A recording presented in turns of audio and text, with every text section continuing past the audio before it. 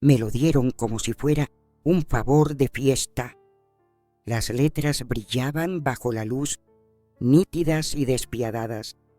La anciana que financia el cuento, sin nombre, sin madre de la novia, sin gracia.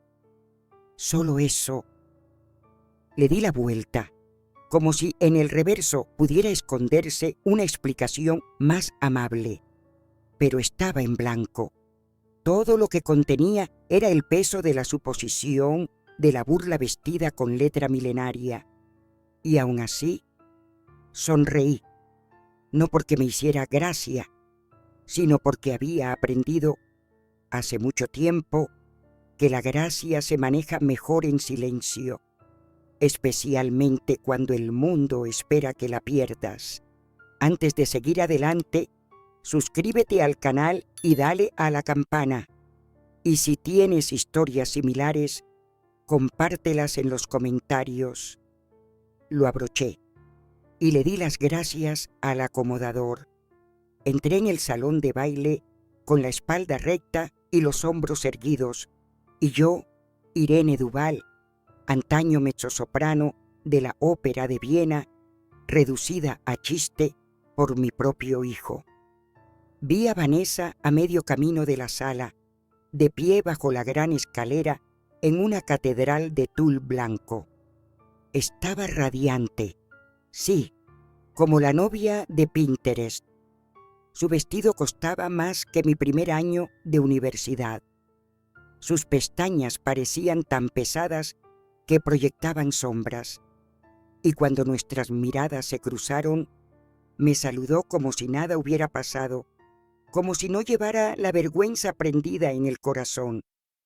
«Oh, mamá», me dijo más tarde, cuando le mencioné amablemente la etiqueta con el nombre. «Es una broma, las hicieron las damas de honor.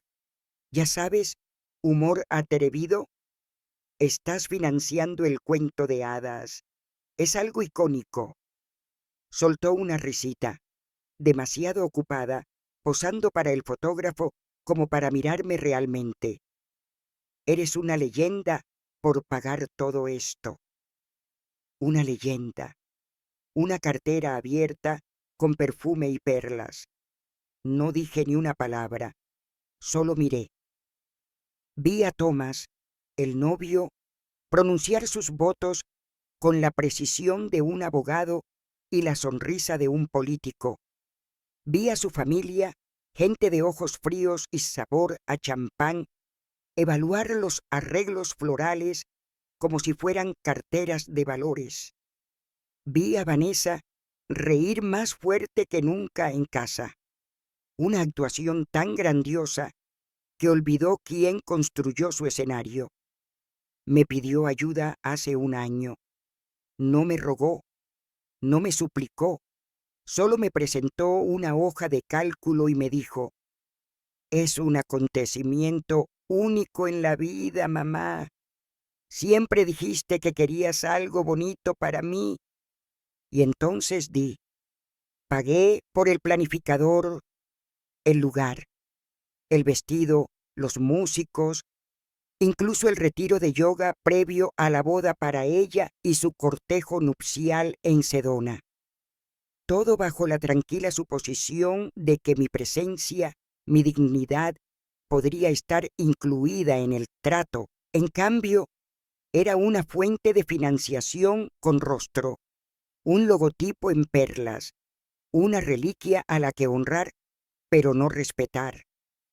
Y entonces supe que pensaban que no haría nada, que sonreiría, como he hecho con tantas otras cosas, que mi columna vertebral, curtida durante décadas en teatros y salas de ensayo, se doblaría por unas horas de felicidad fabricada.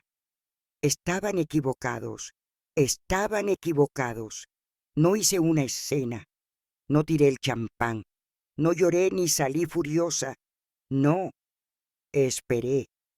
Esperé los brindis, la tarta, el tintineo de los tenedores contra el cristal. Me reí cuando me lo pidieron. Posé para las fotos. Besé frentes y acepté cumplidos. Y entonces, cuando la sala estaba silenciosa y expectante, y la voz de Vanessa acababa de envolver su discurso en un lazo de dulce gratitud hacia todas las personas que han hecho posible este día, me levanté. Golpeé mi vaso con una cuchara. 3 delicadas campanadas. La sala se volvió. Me gustaría decir unas palabras, dije levantando mi copa de champán que aún llevaba la etiqueta, la vieja que financia el cuento de hadas. Hubo risitas, susurros, incluso algunos teléfonos levantados. Sonreí. Efectivamente, yo soy esa anciana, la que firmaba los cheques, la que crió a la novia, la que resulta fue invitada no como madre, sino como financiera. El silencio se hizo más profundo. El fotógrafo bajó el objetivo. Pero los cuentos de hadas, continué, requieren algo más que salones de baile y lirios importados, requieren carácter. Metí la mano en el bolso. Saqué un sobre pequeño, papel crema, sellado con un sello de cera.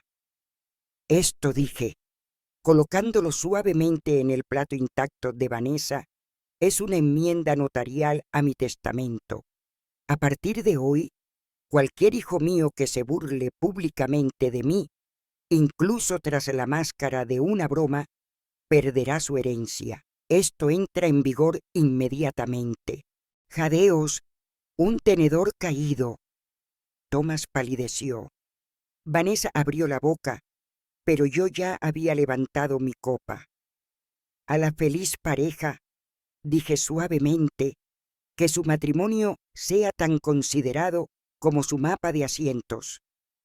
Entonces me di la vuelta. Salí.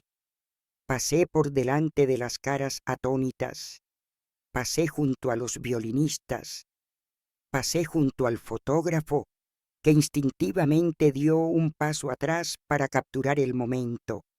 La etiqueta seguía prendida a mi blusa. Esa noche dormí en sábanas de seda que yo misma pagué, en un piso de techos altos y sin agresiones pasivas. Vanessa llamó al día siguiente.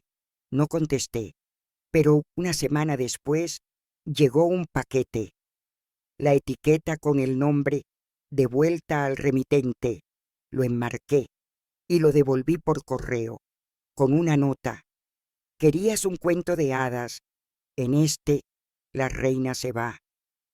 No empezó en la boda.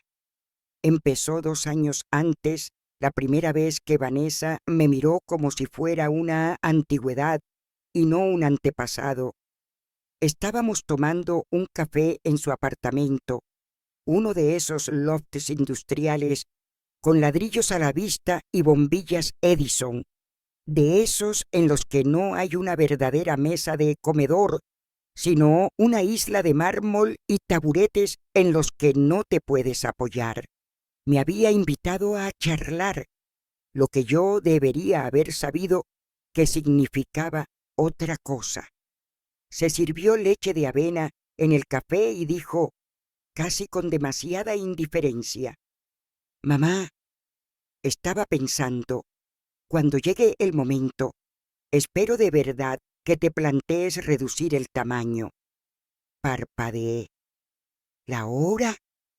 «Ya sabes», dijo, dando vueltas a su cuchara, «cuando es demasiado mantener la casa». «Es mucho, mamá, todas esas escaleras». «Mi casa tiene 2 plantas y un telesilla que no uso», continuó, sin apenas levantar la vista.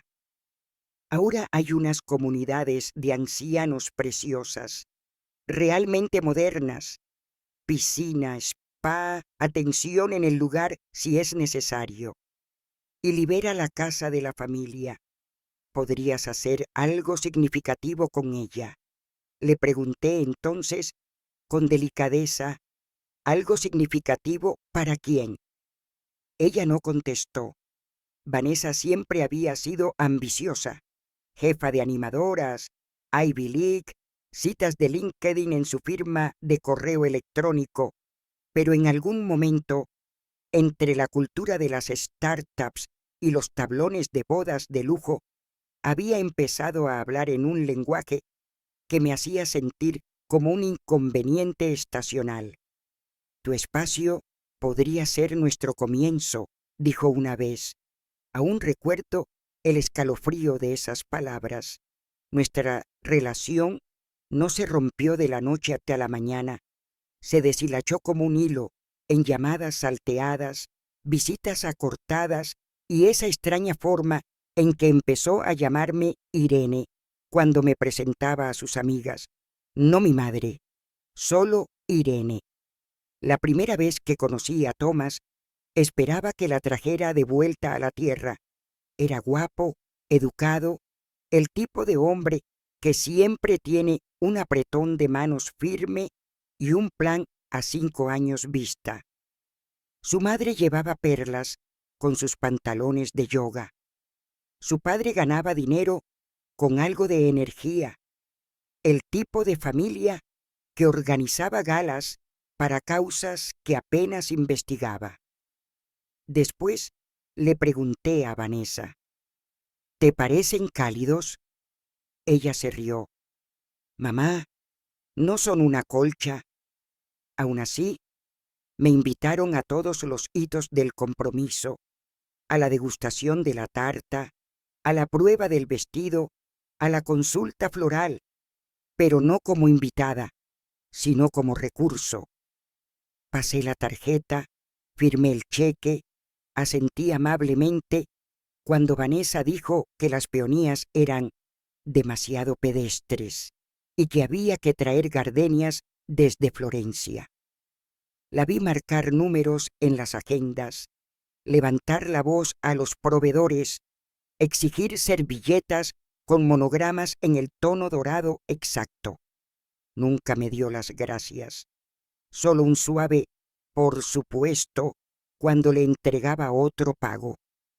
Eres la columna vertebral de esta boda, me dijo una vez la organizadora.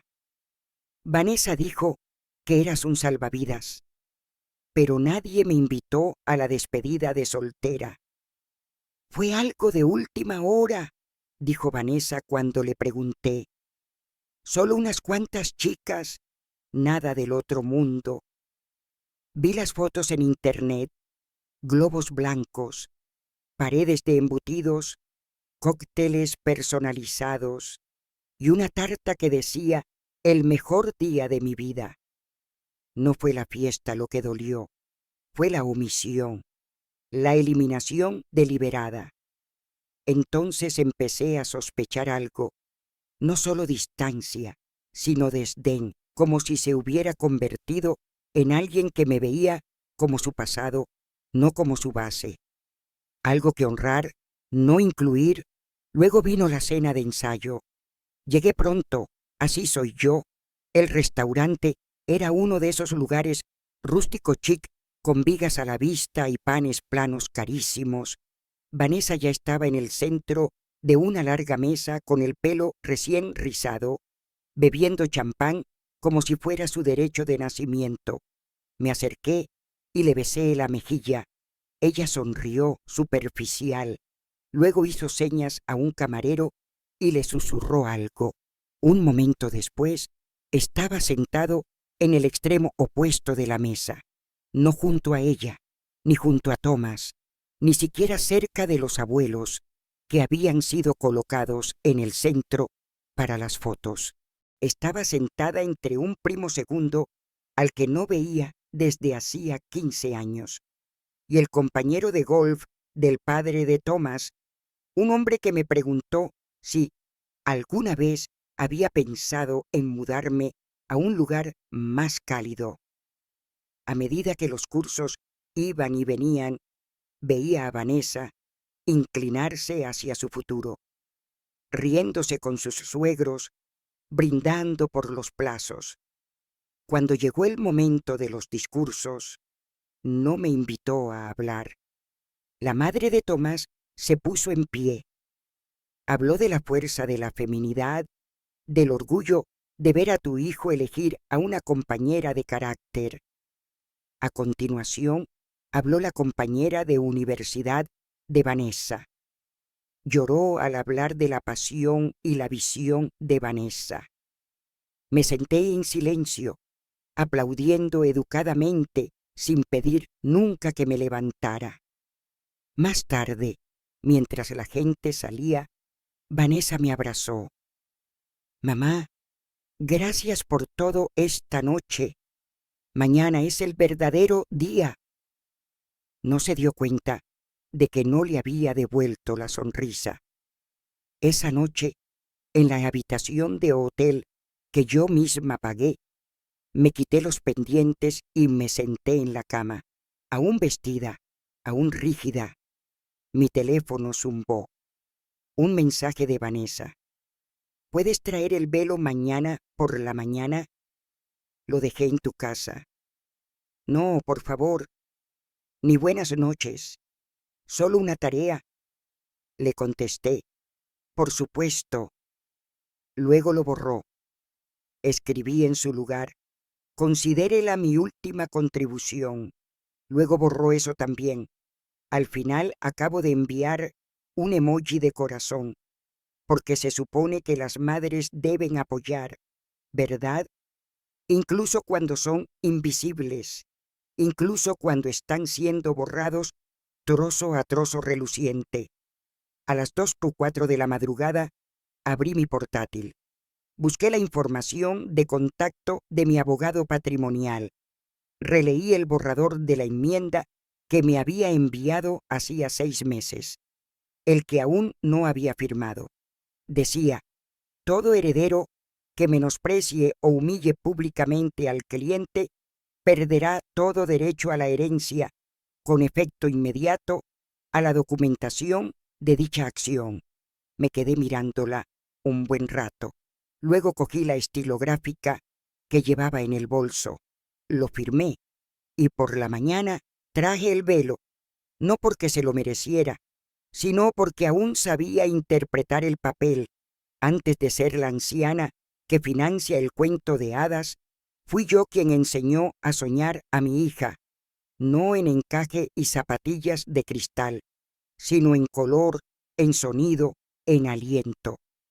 Yo era Irene Margaret Leclerc, en su día la voz más joven del coro de la Ópera de Nueva Orleans, segunda soprano con reputación por su timbre y su tono. Mi mentor solía decir que yo no cantaba notas, sino que las pronunciaba a través de la seda. Tenía 22 años cuando conocí a Vincent, un técnico de iluminación con ojos como corteza de canela y manos callosas que olían ligeramente a polvo de escenario. Nos conocimos entre bastidores durante la bohème, cuando se le cayó un filtro de gel y le ayudé a cogerlo en plena caída. No sé qué le hizo prestarme toda su atención aquel día. El caos, el sudor, el maquillaje resbalando por mi cara en el calor del camerino, pero sonrió como si yo fuera la única quietud de todo el teatro. Nos casamos en menos de un año. El mundo de la ópera no es amable con las madres jóvenes. Así que cuando me quedé embarazada de Vanessa, tomé una decisión. Me bajé del escenario. Volveré cuando sea mayor, me dije. Pero luego llegaron las facturas del médico, los pagos de la hipoteca, las largas horas de trabajo de Vincent como diseñador de iluminación freelance para eventos locales. Empecé a dar clases de música en un centro comunitario, luego clases particulares desde casa y después un puesto en un colegio concertado cercano. Una tras otra, las estaciones pasaron sin que se cantara ni una sola aria bajo las calientes luces del escenario. Nunca me arrepentí, porque tenía a Vanessa. De bebé estaba radiante, rizos dorados, una voz como el viento de primavera, ojos que sostenían espejos. Le cantaba nanas en italiano francés y alemán. Las que más le gustaban eran las francesas. Se reía cada vez que yo pronunciaba una R. De niña era curiosa y brillante. A los 10 ya escribía obras de teatro. A los 12 me corregía la gramática. A los 14 me dijo que quería que la vieran como yo nunca la había visto. «Renunciaste al escenario», dijo una vez, «para que yo no tuviera que hacerlo». No se equivocaba. Todo lo que hacía, cada presupuesto recortado, cada noche sin dormir, cada fin de semana cancelado, era por ella. No solo le enseñé canciones, le enseñé aplomo, sincronización, gracia bajo presión. Le enseñé a entrar en una habitación y mantenerla, a hablar con la barbilla alta, pero no con la nariz, a sonreír cuando alguien te subestima y a memorizar el silencio que sigue cuando demuestras que se equivocan. Le di el mundo que yo nunca tuve, pero también le di las herramientas para sobrevivir a él. Cuando cumplió 16 años, Vincent le regaló un collar de zafiros, delicado, herencia de su madre. Ella lo aceptó con un cortés agradecimiento y no volvió a ponérselo. Quería platino, no plata, bordes afilados, no sentimentales. Aún así, pensamos que era una fase. Cuando se fue a la universidad, las cosas empezaron a cambiar. Sus llamadas telefónicas se hicieron más cortas, más de negocios. Sus visitas a casa se redujeron y, cuando lo hacía, traía novios que parecían anuncios de revista, todo chaquetas y sarcasmo. «Tu casa huele a libros», dijo una vez uno de ellos. Le ofrecí té, lo rechazó. Aún así, lo intenté. Elogié su ropa, le preguntaba por sus entrevistas de trabajo. Asentía cuando decía cosas como: «No lo entenderías, mamá. Ahora el mundo es diferente». Intenté comprender. Intenté seguir siendo relevante, pero poco a poco la vi construir una vida en la que no había espacio para mí. Incluso después de la muerte de Vincent, tan repentina, tan silenciosa, un infarto entre cepillarse los dientes y abrocharse la camisa, ella no volvió a casa enseguida. «Tuve un gran lanzamiento», dijo. «Volé en cuanto pude». Fue 2 días después del funeral. Todavía tengo el buzón de voz que dejó. «Hola, mamá. Solo quería saber cómo estabas. Avísame si necesitas algo. Además, puedes enviarme una foto del reloj de papá. Creo que a Thomas le gustaría». El dolor es algo extraño. No solo te vacía, te hace invisible para aquellos que nunca lo han tenido. Tras la muerte de Vincent, tuve que volver a aprender a guardar silencio. Se acabaron los duetos en la cocina. No más tarareos desafinados mientras él reparaba grifos o pintaba vallas. Solo yo y la casa, la que construimos con pagos a plazos y muebles de segunda mano, ahora demasiado grande para uno, pero demasiado sagrada para abandonarla. Vanessa la visitaba cada vez menos. Cuando lo hacía, solía ser para pedir cosas: ayuda con el pago inicial, un colchón nuevo para la habitación de invitados, partituras de piano para una gala benéfica que organizaba. Siempre he dicho que sí, porque yo era su madre, y eso significaba que aún tenía esperanzas. Esperaba que recordara quién la había criado. Esperaba que escuchara las notas bajo mis silencios. Esperaba que volviera a llamarme mamá, en vez de Irene. Es curioso, la verdad. La primera vez que me llamó Irene delante de otra persona fue en un almuerzo de networking. Me presentó como: «Esta es Irene, mi acompañante. Ella es la razón por la que no soy sorda». Se rieron, yo sonreí, pero se alojó en algún lugar dentro de mí. No dolor exactamente, sino un cambio, como cuando te sacan de una foto de familia y ves que todos los demás siguen sonriendo. Así que cuando empezaron los planes de boda, cuando me dijo que quería un cuento de hadas, solo le pedí una cosa. Inclúyeme, dije. Ella sonrió. Por supuesto, pero lo que quería decir era, incluye tu chequera, excluya su presencia. Aún así, seguía apareciendo a los accesorios, a los depósitos, las charlas nocturnas de ánimo cuando lloraba por las flores y las paletas de colores y por si la familia de Thomas lo aprobaría. Me dejó ser su viga de apoyo, pero no su madre, y en algún momento dejé de esperar a que me invitaran a entrar. Dicen que el amor es ciego, pero yo no estoy de acuerdo. El amor lo ve todo. Ve las lágrimas nocturnas y la forma en que alguien mira por la ventana demasiado tiempo. Ve cómo tu hija se olvida de tu cumpleaños, pero nunca falta a una cita en el spa. El amor ve con claridad. Solo espera, dando el beneficio de la duda, mucho después de que se hayan acumulado las pruebas. Ese era yo. Amor, esperando. Esperando a que Vanessa se diera cuenta de cómo me habían empezado a temblar las manos al abrocharme la blusa. Cómo había empezado a escribir las cosas 2 veces, solo para recordar dónde las había escrito. Esperando a que me mirase, no a través de mí, cuando nos sentábamos juntos, pero en lugar de verme a mí, pulió la imagen.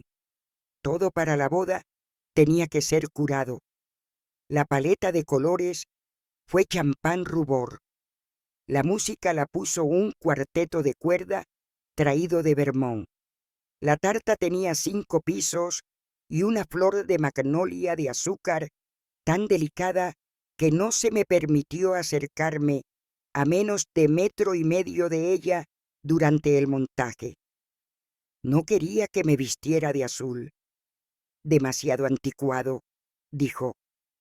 Me ofrecí a cantar. Ella se negó. Deja que se encarguen los profesionales, mamá. Esa palabra otra vez, mamá.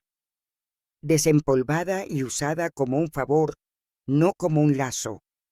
Así que pregunté, Vanessa, ¿quieres que haga un brindis? ¿Solo unas palabras después de los discursos? Levantó la vista del portátil. Oh, no lo sé, ya tenemos una alineación para los brindis. El tío de Tomás, mi dama de honor. Creo que mantenerlo apretado ayudará a la agenda. El horario, repetí. Ella no oyó el hueco en mi voz. Ella solo asintió y dijo, gracias por entender. No empujé. Entonces no. En lugar de eso, me senté con ese vacío como una canción a medio cantar, una respiración atrapada en el diafragma, una historia que nadie quería oír porque no encajaba con la decoración. Y aún así, escribí ese discurso de todos modos. La escribí a altas horas de la noche en el viejo escritorio donde solía marcar las partituras de mis alumnos. Lo escribí con dedos temblorosos y un corazón que palpitaba cada vez que miraba la foto enmarcada de Vincent en la estantería. No escribí para que me escucharan, sino para recordar quién era. Cuando das tu vida a alguien, ya sea a un hijo o a un marido, no esperas que te la devuelva, pero esperas, en los rincones silenciosos de tu corazón, que la honren. Esa era la herida, más profunda que la etiqueta con el nombre, más profunda que estar fuera de la vida de mi hija.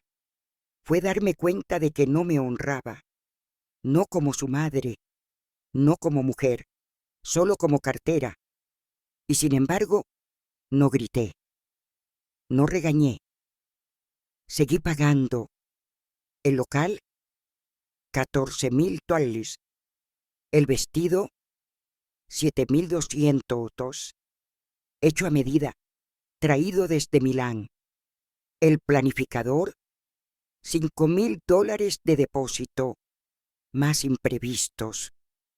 Vanessa me enviaba los totales, sin saludos, sin preguntas, solo números, y yo respondía con recibos de confirmación, porque eso es lo que hacen los mecenas por el arte, ¿no?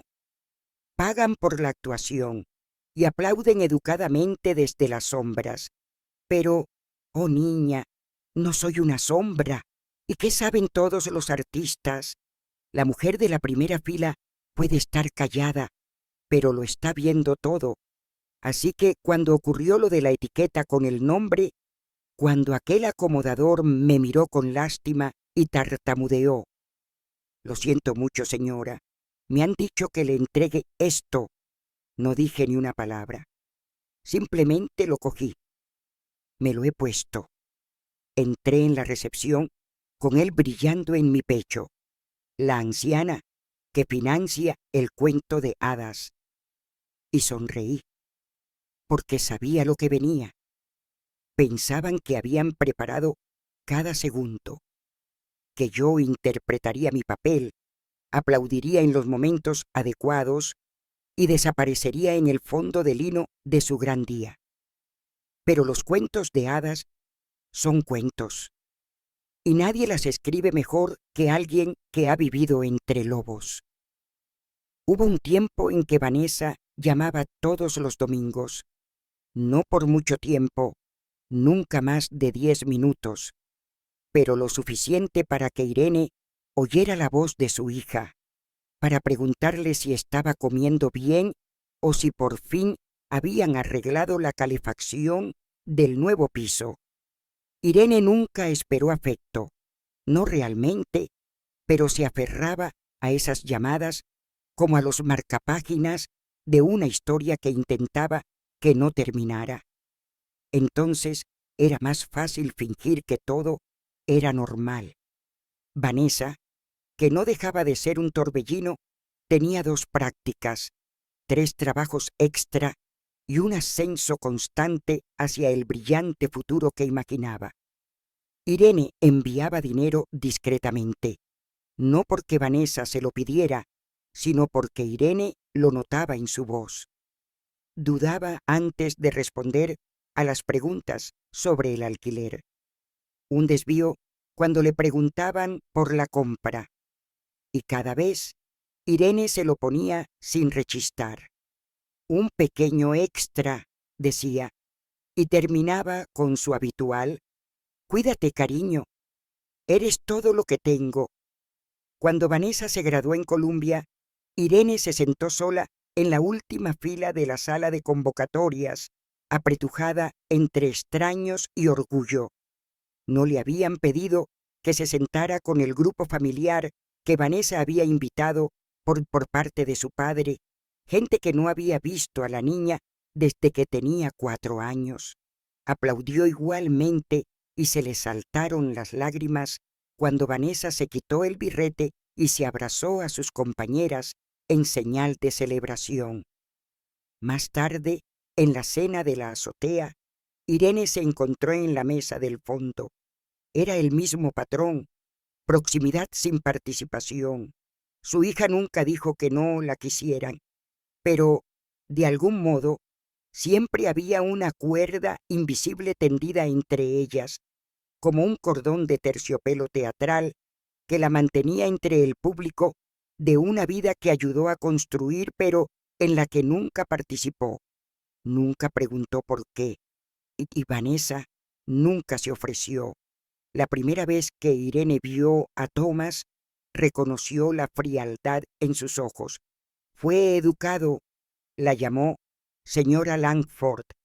Le abrió la puerta del coche y le trajo una botella de vino francés que ella había dicho que le gustaba, pero su mirada La recorrió como si fuera un accesorio más, una presencia necesaria, hasta que salió por la izquierda del escenario. Vanessa parecía fascinada por él. Su linaje, su porte, el hecho de que su madre jugara al bridge con la esposa de un embajador retirado. Llevaba el dinero como algunos hombres la colonia, sutil pero inconfundible. Irene lo vio todo y no dijo nada.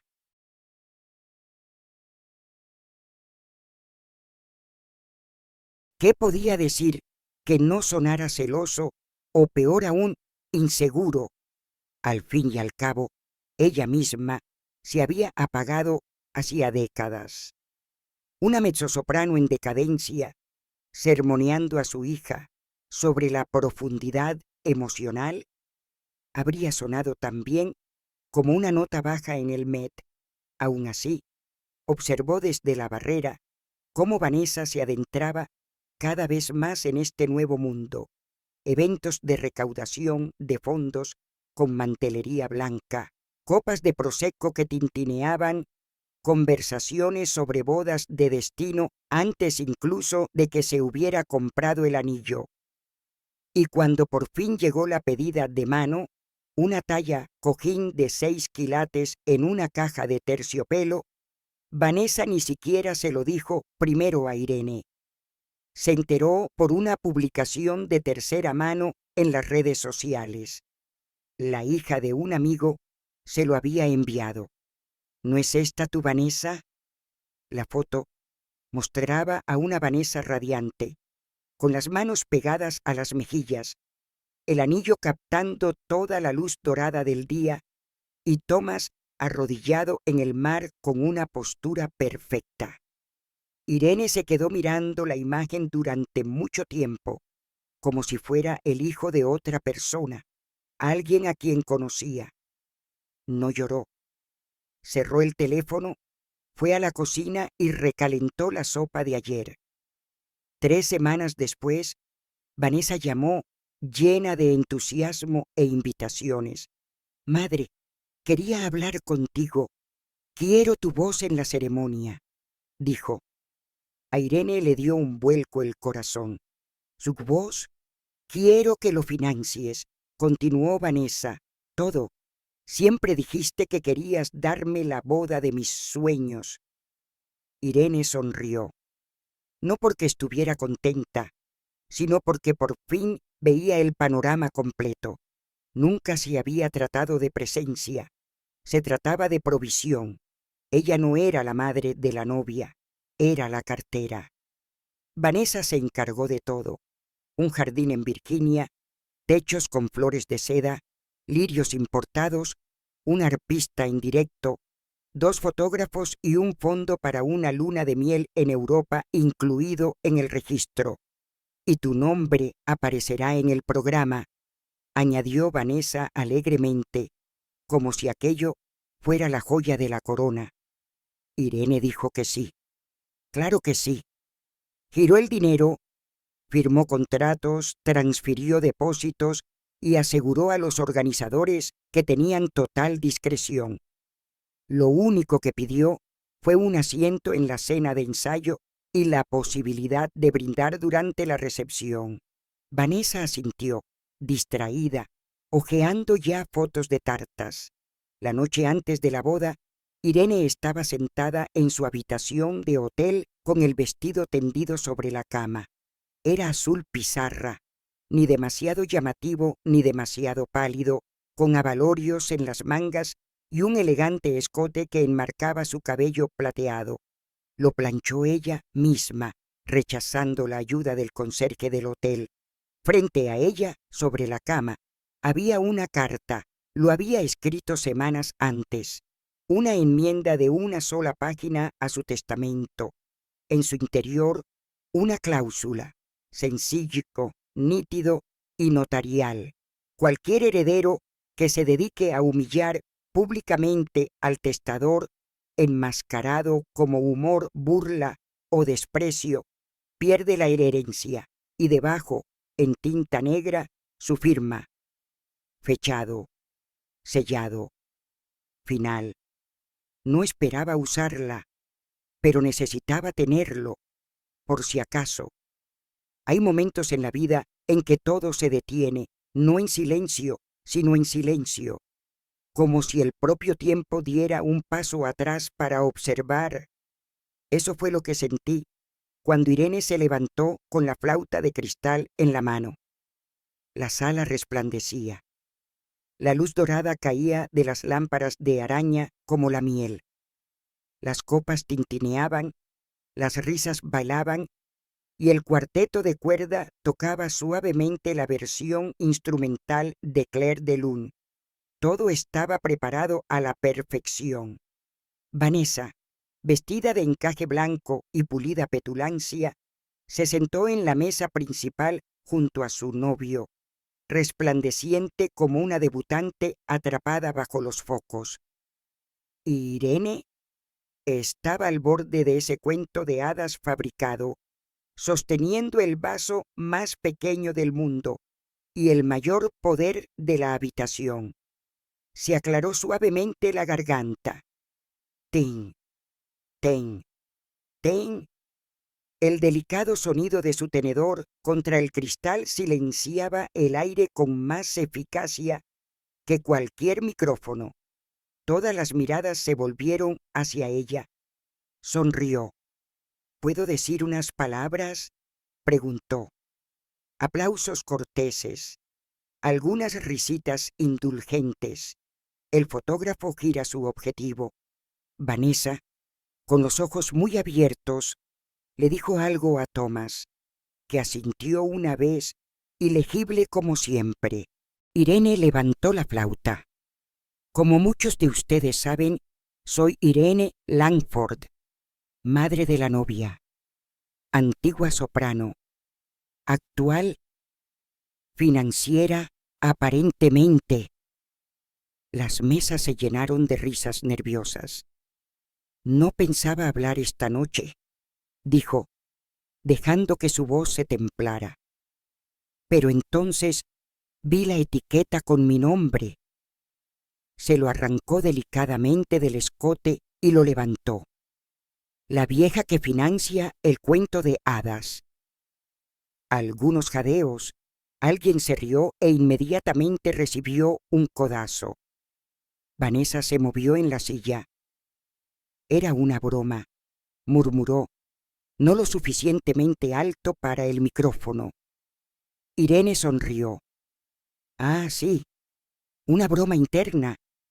Supongo que nunca estuve del todo dentro, ¿verdad?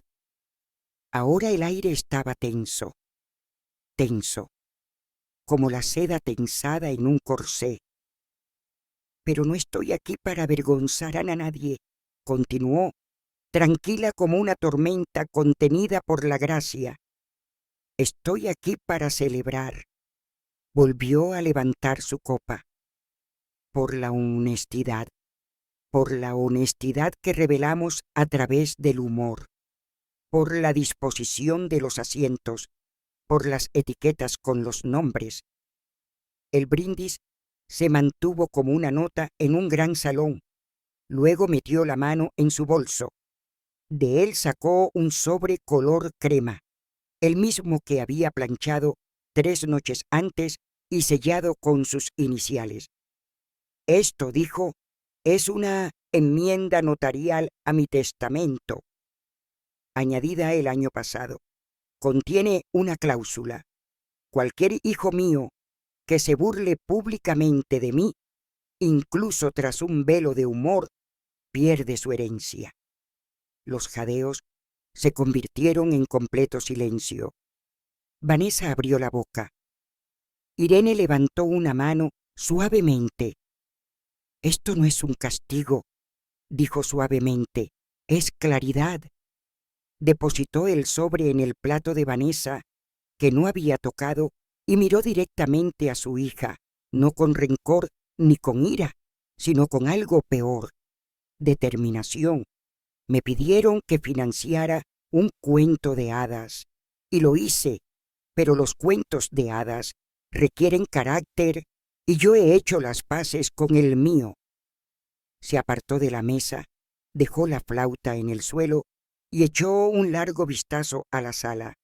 Su nombre no aparecía en la marquesina, su foto no aparecía en el pase de diapositivas, pero todos los detalles habían sido moldeados por sus manos, su cartera y su amor. Os deseo a los dos un matrimonio bien pensado, dijo al fin, uno que dure más que la lealtad de vuestra lista de invitados. Y luego se fue. Pasado el arco floral, más allá de los planificadores con sus auriculares, pasó por delante del aparcacoches, que no tenía ni idea de que estaba presenciando la salida más elegante desde que Cenicienta abandonó el baile. No lloró, no miró atrás, cabalgó en silencio hasta la pequeña posada que había reservado para ella esa mañana, mucho antes de que comenzara la recepción. Allí se quitó la bata, se preparó una taza de té y abrió el portátil. El depósito del fondo inmobiliario se había hecho efectivo. La casa de campo junto al mar en Nueva Escocia era oficialmente suya. 3 semanas después, desempaquetó sus libros en estanterías iluminadas por el sol. El mar chocaba al otro lado de la ventana y su teléfono, que antes temblaba con mensajes y peticiones, se quedó en silencio, como a ella le gustaba. Sobre la repisa había un único objeto enmarcado, la etiqueta con el nombre. Debajo, garabateada en tinta roja, una nota que había escrito después de tomar el té aquella noche. La vieja ya no financia nada. Y eso al final fue suficiente. Suscríbete al canal y si tienes historias similares, compártelas en comentarios. Gracias.